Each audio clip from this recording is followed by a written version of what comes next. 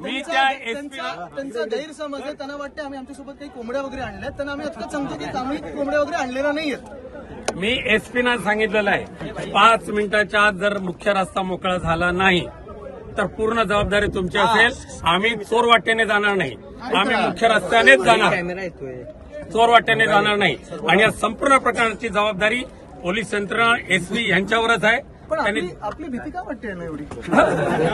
आणि जे आपले हिंदुत्व शिकायला निघतात त्यांनी खरं अशासाठी आपल्याला हिंदुत्व महाराजांच्या किल्ल्यामध्ये नामर्दी बोगस हिंदुत्व